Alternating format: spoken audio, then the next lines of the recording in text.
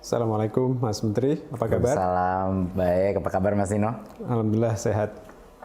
Terima kasih Mas Menteri sudah meluangkan waktu untuk bincang-bincang tentang rancangan Undang-Undang Sistem Pendidikan Nasional atau RUU Sisdiknas.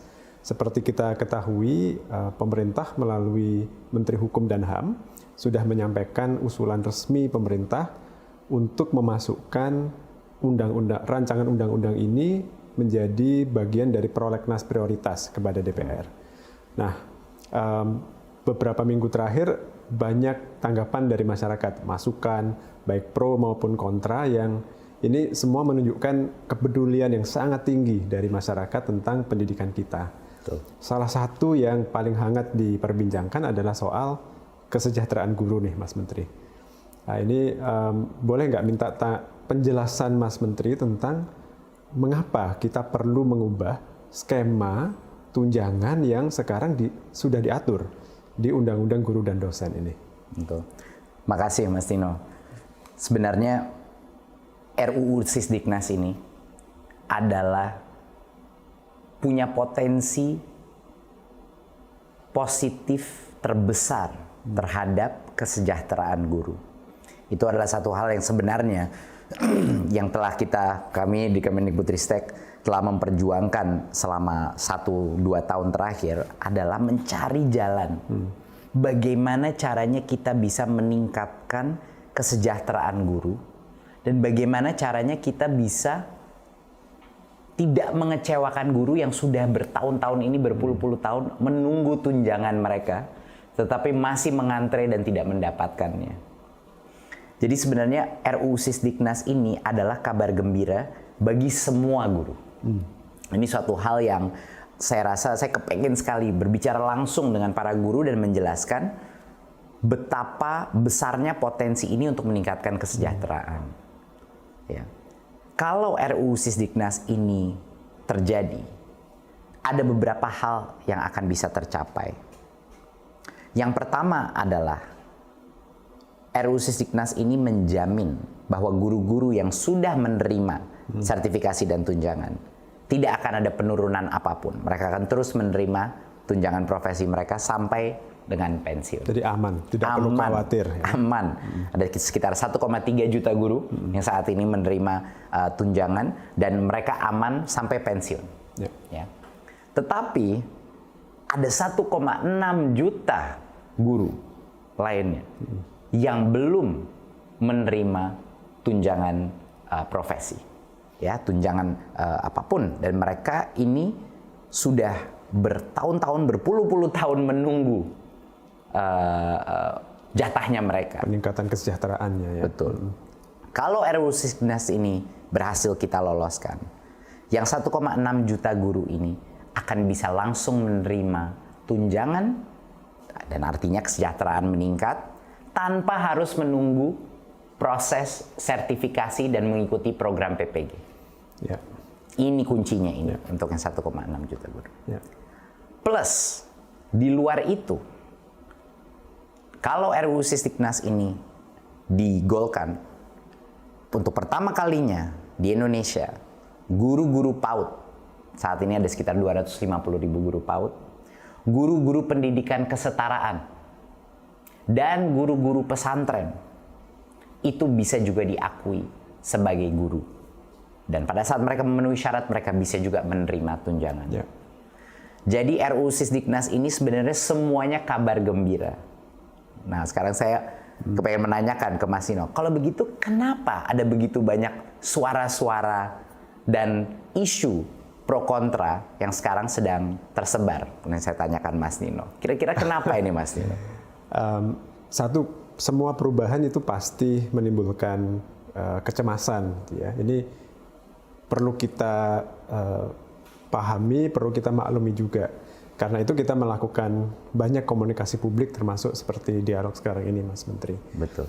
Ada kekhawatiran bahwa pertama, bagaimana dengan guru-guru yang tadi sudah menerima tunjangan, kalau undang-undang yang lama dicabut, apakah tunjangan mereka tetap diterima? Dan ini Mas Menteri tadi tegaskan bahwa mereka tetap dijamin menerima tunjangan profesi yang sudah diberikan, sampai dengan pensiun itu ada di pasal 145 ayat 1. Betul. Jadi di pasal RUU Sisdiknasnya, Betul. bukan janji dari pemerintah. Bukan, itu eksplisit ada. Ya, ada jaminan. Jadi ada Jadi aman.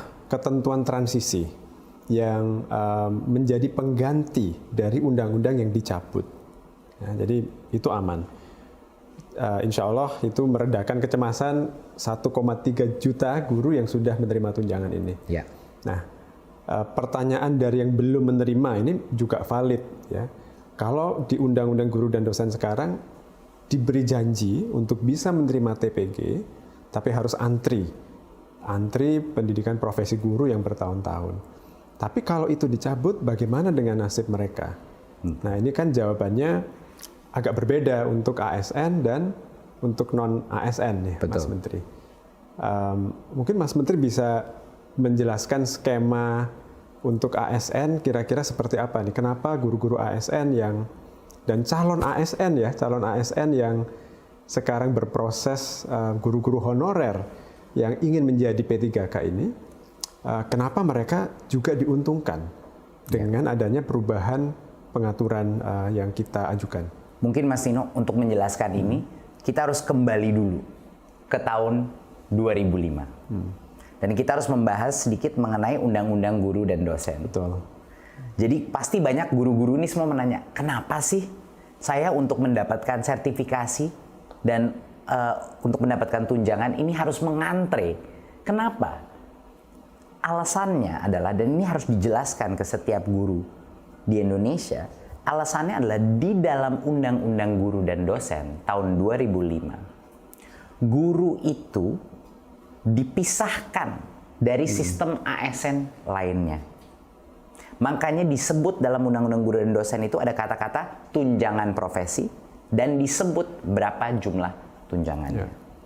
Tetapi yang harus disadari oleh banyak guru-guru, di dalam Undang-Undang Guru dan Dosen itu, proses untuk mendapatkan tunjangan itu dikunci dengan namanya proses sertifikasi, yaitu PPG. Sementara sistem kita punya kapasitas yang terbatas untuk PPG.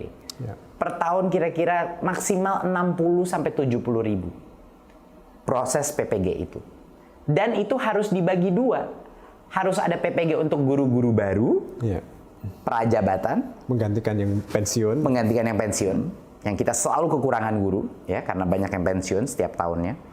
Plus harus dibagi sama PPG dalam jabatan, yaitu yang kita bahas hari ini. Guru-guru 1,6 juta guru ini yang masih belum, yang ngantre menunggu sertifikasi dan PPG. Jadi bayangkan, itu peraturan Mas Nino keluar di tahun 2005. Sekarang tahun 2022. Karena undang-undang tersebut, walaupun dengan itikat baik undang-undang itu, hanya 1,3 juta guru itu yang menerima sertifikasi. Jadi hampir 20 tahun untuk mencapai 1,3 juta guru disertifikasi. Kalau kita diam saja dan mengikuti peraturan itu, di mana disebut tunjangan profesi dan lain-lain, kita akan menunggu lebih dari 20 tahun lagi. Baru yang 1,6 juta ini bisa semua selesai disertifikasi, dapat PPG-nya dan akhirnya menerima tunjangan. Sekarang bayangkan, kalau kita menanyakan, kalau saya itu di daerah, dari Sabang sampai Merauke saya ngomong sama guru, kalau kita memberitahukan mereka, iya Anda harus menunggu 20 tahun lagi, iya mereka akan bilang, ya saya sudah pensiun Pak. Yeah. Mereka akan, hampir setengah dari guru kita, itu tidak akan menerima sama sekali karena sudah pensiun. Nah, ini adalah suatu hal yang harus dimengerti oleh guru. Kenapa mereka harus mengantre? Karena di Undang-Undang Guru dan Dosen, mereka dikunci dengan sertifikasi karena ada pembedaan sistem tunjangan mereka. Makanya namanya tunjangan profesi disebut situ, itu yang membuat guru itu diperbedakan dari contohnya ASN lain.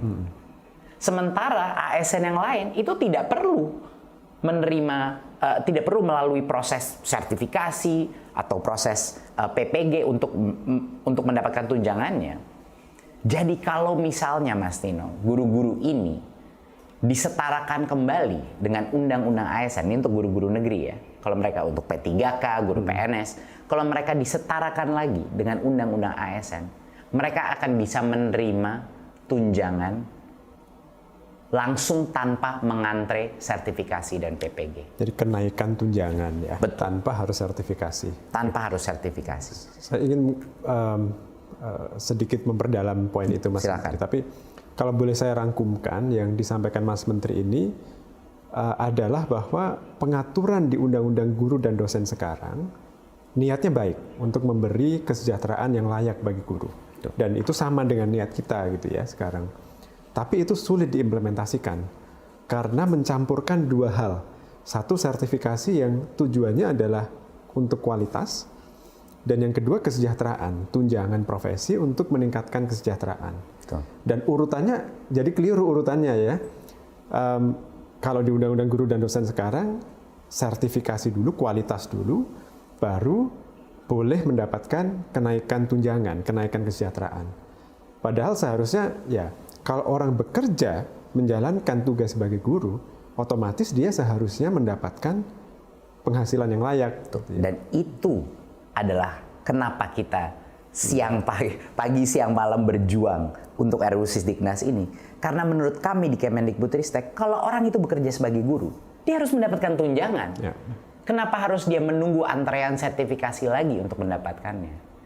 Tetapi situasinya, kenapa ini ada polemik di masyarakat? Karena ada berbagai pihak yang sekarang mempertanyakan, melihatnya hanya sangat dari permukaan saja. Mereka melihat kata tunjangan profesi itu dikeluarkan dari undang-undang. Seolah-olah kita ingin menarik tunjangan. Padahal kebalikannya, Mas Nino. Kata tunjangan profesi itulah alasan kenapa 1,6 juta guru itu sekarang tidak menerima tunjangannya dan harus mengantre. Jadi disandra oleh pengaturan yang mengikat mereka harus sertifikasi dulu baru menerima penghasilan yang layak. Nah, kalau pertanyaan kritisnya begini Mas Menteri, kenapa tidak ya Kemdikbud mempermudah saja proses sertifikasinya? Berikan saja sertifikasi bagi semua guru yang 1,6 juta tadi. Ya, tidak bisa. Kenapa? Karena sertifikasi itu adalah, analoginya adalah SIM. Ya kan Mas Nino? Seperti surat izin mengemudi. Untuk bisa menjadi guru, harus tentunya ada izin bahwa guru ini kualifikasinya tepat. Jadi kita harus melindungi konsep sertifikasi untuk guru-guru baru sebelum mereka diberikan izin untuk bekerja sebagai guru, baik di swasta maupun di negeri.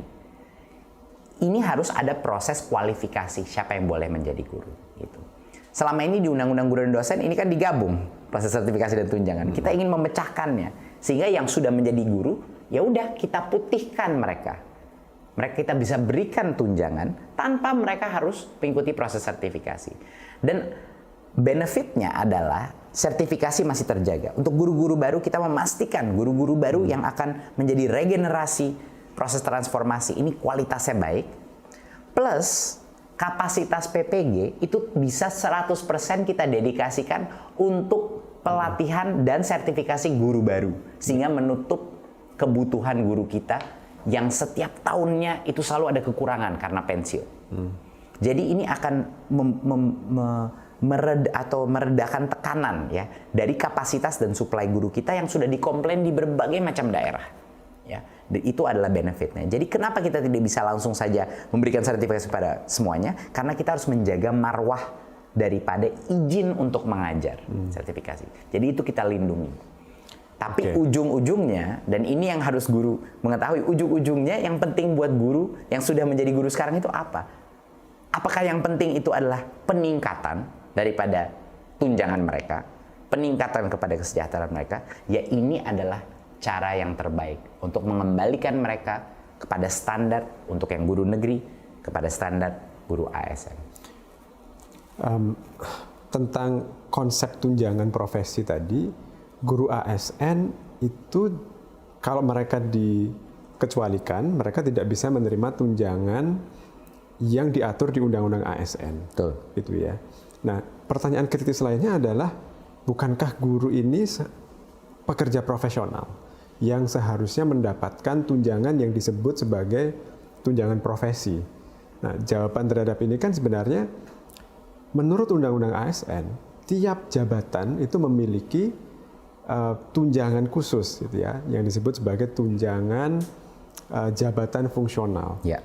Itu nanti bisa saja kita atur gitu ya Mas Menteri di dalam aturan turunannya bahwa tunjangan jabatan fungsional guru itu secara substansi sama dengan tunjangan fungsional yang diterima sekarang gitu. Hanya kita mengikuti rezim peraturan perundang-undangan, undang-undang ASN sehingga mereka bisa segera mendapatkan kenaikan tunjangannya. Betul. Pertanyaan kritis berikutnya adalah, bukankah sekarang guru ASN ya sudah menerima tunjangan jabatan fungsional itu tapi kecil sekali? Iya, dan itu benar sekali. Dan kenapa tunjangan fungsional guru itu kecil sekali? Kita lihat lagi, kita kembali ke sejarah. Kalau kita melihat posisi-posisi ASN lainnya, Mas Nino, itu tunjangan fungsional mereka itu terus meningkat, ya kan? Selalu ada penyesuaian meningkat. Tapi tunjangan fungsional guru itu jauh lebih rendah karena di tahun 2005 waktu Undang-Undang Guru dan Dosen itu keluar, timbullah ini konsep tunjangan profesi baru dengan 1 kali gaji. Karena ada pemisahan track guru untuk tunjangan, tidak ada insentif untuk pemerintah meningkatkan tunjangan fungsionalnya. Jadi ketinggalan tunjangan fungsional guru. Jadi tetap dibuat kecil ya, karena dianggap sudah ada pengaturan yang tersendiri. Betul. Jadi kenapa tidak naik ya? Karena mereka melihat Undang-Undang Guru dan Dosen kan sudah ada tunjangan profesi namanya. Ya. Nah, inilah makanya guru-guru harus mengerti bahwa yang namanya tunjangan profesi ini dengan penyebutan dalam itu, itulah yang menghasilkan komplikasi daripada sistem ini. Sedangkan kalau mereka dikembalikan ke guru undang-undang ASN, dan kalau yang bagian swasta dikembalikan ke undang-undang ketenagakerjaan, mereka akan jauh lebih mudah untuk pemerintah memberikan tunjangan, jauh lebih mudah untuk pemerintah memastikan akuntabilitas, dan jauh lebih mudah untuk pemerintah melakukan peningkatan daripada tunjangan fungsional daripada guru. Karena itu tinggal kita merubah peraturan pemerintah. Peraturan presiden. Dan itu jauh lebih mudah. Jadi itu kira-kira secara teknis ya. Nah makanya, tapi di lapangan Mas Nino, ada yang bilang tunjangan profesi hilang, itu mudah sekali gitu menyerangnya. Gitu, bahwa tunjangan profesi sudah hilang, jumlah tunjangan iya, kok kita disamakan dengan ASN lain. Untuk itu saya tuh ingin sekali berbicara pada guru. Ujung-ujungnya Bapak Ibu guru, yang penting itu apa sih? Kesejahteraan Anda naik kan? Itu yang paling penting. Kita jangan berbicara terlalu panjang mengenai kritik-kritik yang hanya di permukaan saja, yang bisa mungkin men-trigger atau memancing emosi, karena gampang sekali dipeluntir. Ujung-ujungnya guru harus tahu masalah sekarang ada di dalam Undang-Undang Guru dan Dosen karena ada sebutan tunjangan terpisah, tunjangan profesi itu. Itulah kenapa itu harus kita keluarkan sehingga kita bisa memberikan uang dan tunjangan kepada guru sekarang, Mas Nino. Guru itu butuh uang sekarang, bukan dalam 20 tahun. Nah, itu yang mau kita lakukan. Betul, betul. Nah, Mas Menteri kan tadi menyebut guru swasta. Ya. Yang tadi kita bicarakan itu pengaturan untuk guru-guru ASN. Betul. Yaitu PNS dan P3K. Jadi semua ini yang baru mau diangkat jadi P3K, yang udah 300.000 diangkat dan akan ada ratusan ribu lainnya, ini juga masuk dalam kategori itu kan. Betul. Yang ASN, betul. Silakan. Kalau yang swasta gimana Mas Nino? Nah, kalau yang swasta ini pengaturannya agak berbeda. Kalau guru ASN, P3K maupun PNS itu akan diatur di bawah rezim undang-undang ASN. Kalau swasta tentunya mengikuti undang-undang yang berlaku untuk mereka, yaitu Undang-Undang Ketenagakerjaan dan peraturan-peraturan turunannya. Tapi pada prinsipnya, di peraturan pemerintah tentang pengupahan, itu menyebutkan bahwa setiap orang yang melakukan pekerjaan yang sama, itu berhak mendapatkan penghasilan yang sama juga. Artinya, guru swasta itu juga seharusnya mendapatkan penghasilan yang setara dengan guru-guru yang statusnya ASN berada di sekolah negeri. Betul. Nah, sekarang pertanyaannya, kehadiran negara bagaimana Mas Menteri untuk membantu sekolah-sekolah swasta ini supaya mereka bisa memberikan penghasilan yang layak setara dengan guru-guru ASN tadi? Betul. Benar sekali Mas Tino. Jadi poin pertama yang sangat penting adalah kalau ASN tadi kembali kepada undang-undang ASN. Kalau swasta kembali kepada undang-undang ketenagakerjaan. Dan ini akan menguatkan kapabilitas pemerintah untuk bisa mendorong sekolah-sekolah swasta untuk memberikan gaji atau upah yang jauh lebih layak kepada guru-guru swasta. Karena kita bisa mendorong lewat dua hal. Yang pertama, kita bisa memberikan dana bantuan operasional sekolah yang lebih tinggi untuk menutupi mandat bahwa guru-guru itu dibayar sesuai atau setara dengan guru-guru PNS atau guru-guru ASN. Itu yang pertama. Jadi rencana pemerintah adalah setelah RUU ini keluar adalah untuk meningkatkan dana bantuan operasional sekolah swasta untuk memenuhi kebutuhan kelayakan upah guru-guru swasta. Itu adalah yang pertama. Jadi pemerintah akan hadir dengan memberikan anggaran tambahan kepada yayasan-yayasan, kepada sekolah-sekolah swasta untuk memberikannya. Kedua, bagi sekolah-sekolah swasta yang tidak menggunakan uang itu misalnya untuk memastikan bahwa gurunya dibayar di atas UMR dan lain-lain, dan kita melihat, saya udah banyak sekali sekolah, saya lihat yang guru-gurunya bahkan di bawah UMR Mas Tino, dan ini suatu hal yang tidak bisa terus terjadi. Ini memberikan kita, karena sudah menyambung dengan Undang-Undang Ketenagakerjaan, memberikan pemerintah kapabilitas untuk mendorong sanksi-sanksi. Dan untuk mengatur peraturan dana bantuan operasional sekolah itu, karena itu ada di bawah kontrol kita, untuk memastikan bahwa yang diprioritaskan dulu adalah upah yang layak bagi guru-guru swasta. Jadi dua mekanisme itu adalah benefit ya daripada perubahan di RUU Sisdiknas ini. Jadi melalui peningkatan subsidi kita, BOS, bantuan operasional sekolah, yang itu di bawah kontrolnya Kemendikbudristek. Jadi kita bisa memandatkan, mengharuskan sekolah swasta untuk memprioritaskan penggunaan dana BOS ini bagi penghasilan gurunya, kesejahteraan gurunya. Dan kalau itu tidak terjadi, ada berbagai macam sanksi yang bisa kita lakukan, termasuk penahanan dana BOS tersebut. Kalau misalnya yayasan itu tidak membayar upah yang layak, gitu. Jadi itu adalah garansi check dan balance yang akan kita lakukan kepada sekolah-sekolah swasta. Dan yang kedua tadi, justru karena ikut Undang-Undang Ketenagakerjaan yang aturan turunannya sudah sangat detail, sangat lengkap, melindungi hak-hak pekerja, justru karena itulah guru-guru di sekolah swasta ini bisa lebih punya kepastian hukum sebenarnya ya. Betul. Karena tidak dikecualikan lagi. Betul. Sekali lagi, kembali lagi.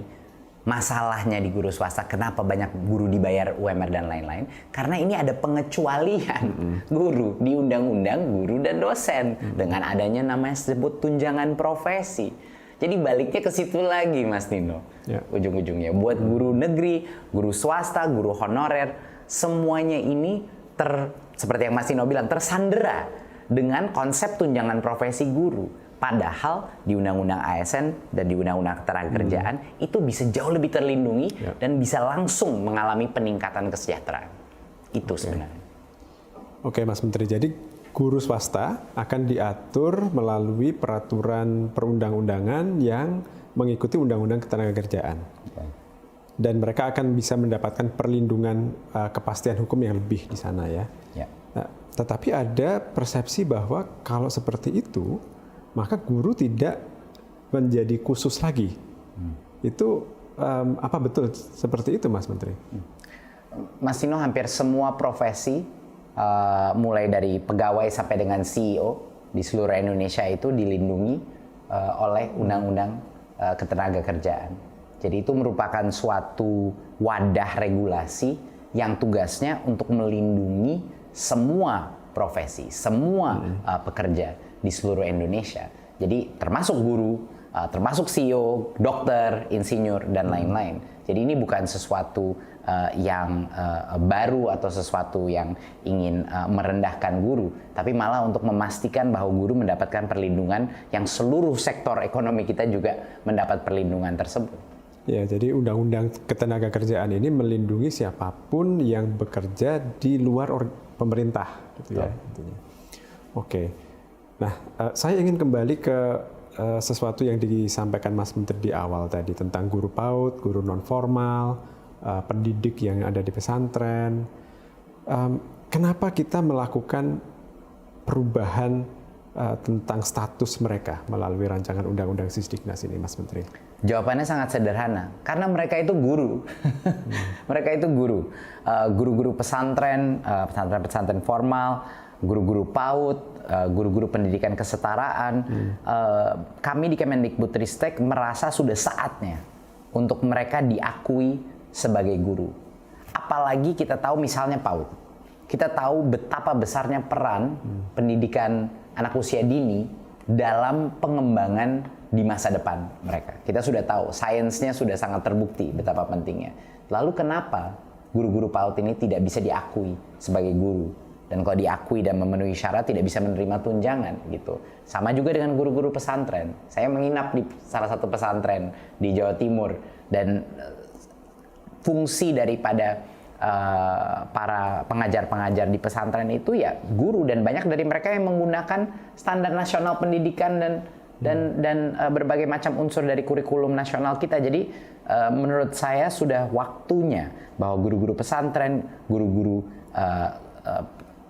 sekolah kesetaraan dan guru-guru PAUD itu diakui sebagai guru. Jadi sangat penting menurut saya bagi kelompok-kelompok ini untuk menyuarakan dukungannya terhadap RUU Sisdiknas ini agar masyarakat juga bisa mengerti kenapa mereka harus dan patut diberikan hak dan kesejahteraan yang sama dengan guru-guru lain. Itu bagi kami sangat penting bahwa ini tersebar berita bahwa kelompok-kelompok yang saat ini belum diakui sebagai guru akan bisa akhirnya mendapat kesetaraan sebagai guru.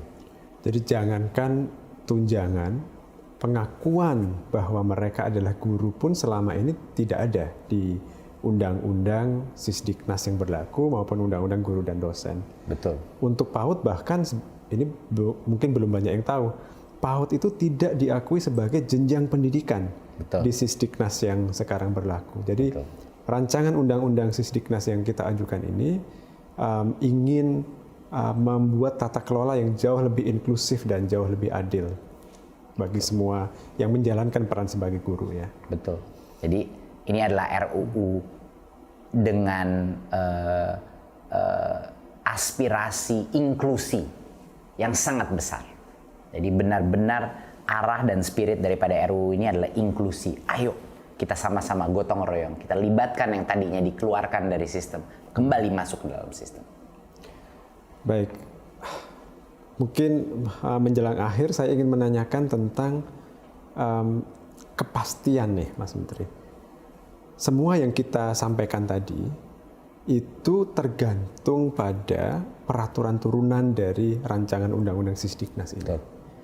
Nah, apa jaminannya bahwa setelah RUU ini disahkan, peraturan turunannya akan mencerminkan apa yang kita cita-citakan melalui rancangan undang-undang Sisdiknas ini?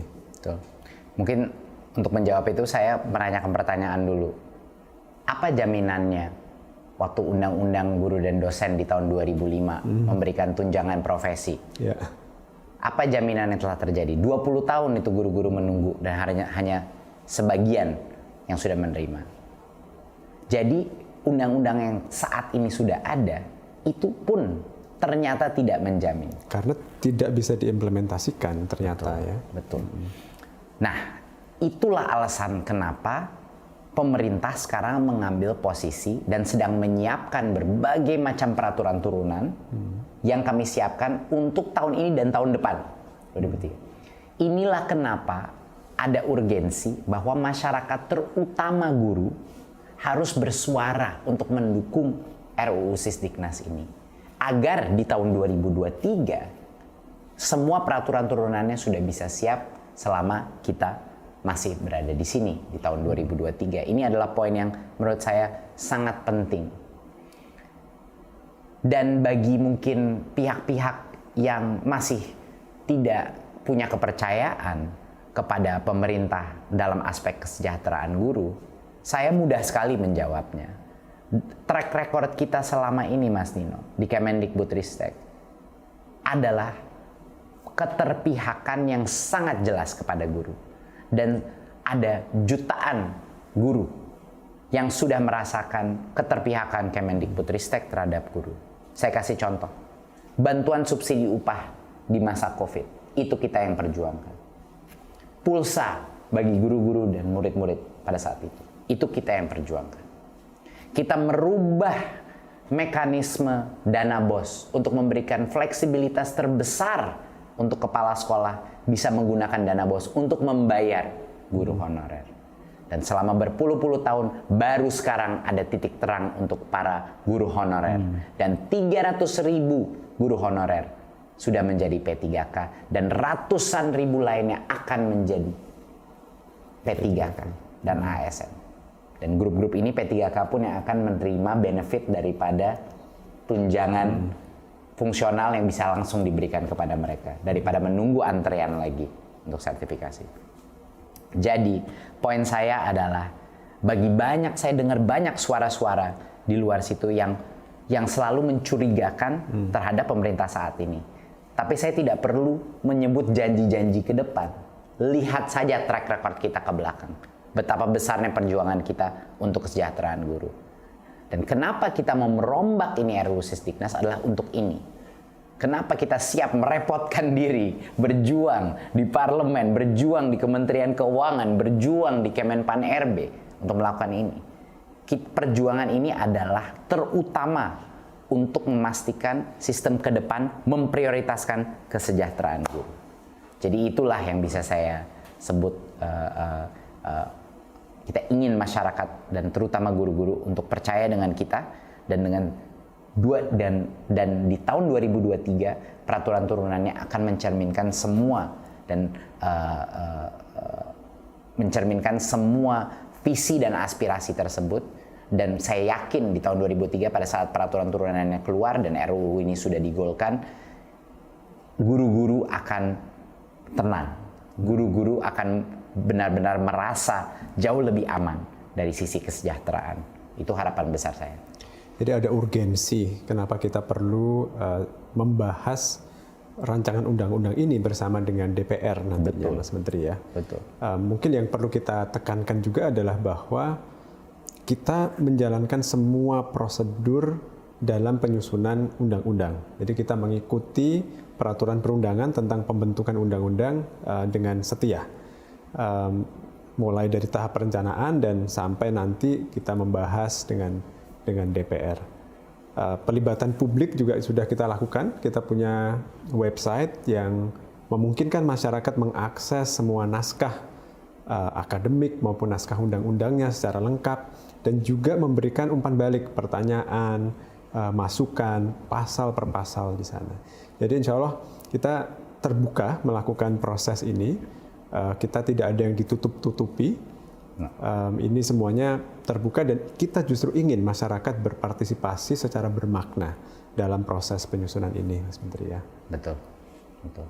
Dan mungkin dari saya ingin memastikan bahwa harapan besar saya adalah guru-guru tidak terpancing dengan berbagai macam tuduhan yang tidak berbasis logika dan fakta dari apa yang kita inginkan. Ya, jadi sekarang kita untuk mereview ya, Mas Nino, kita sudah menjawab tadi kenapa tunjangan profesi dan jumlah tunjangan harus dikeluarkan. Karena itulah alasan guru-guru sekarang tidak bisa menerima tunjangan. Kita sudah menjawab, yang sudah dapat tunjangan bagaimana? Apakah mereka akan dirugikan? Tidak. Di undang-undangnya dijamin mereka akan terus mendapatkan sampai mereka pensiun. Ya kan?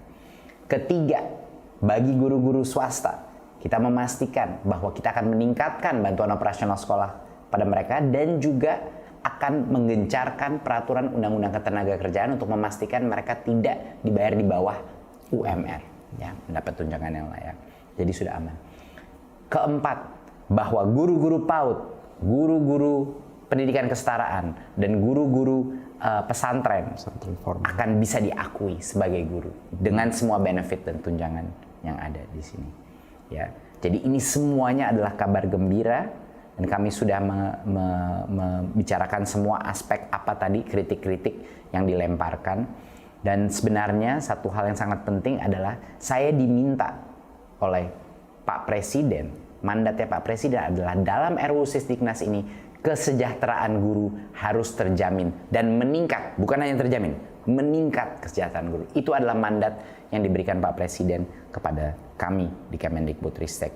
Dan karena itulah RUU Sisdiknas ini harus dilihat sebagai masyarakat sebagai suatu hadiah yang harus dirayakan, harus didukung, tapi juga silahkan berikan input, berikan masukan. Tetapi ini adalah suatu hadiah bagi para guru-guru yang saat ini belum ada kepastian mengenai kesejahteraan mereka. Baik, terima kasih banyak Mas Menteri atas waktunya untuk berdiskusi tentang RUU Sisdiknas ini. Terima kasih juga Mas Tino. Terima kasih.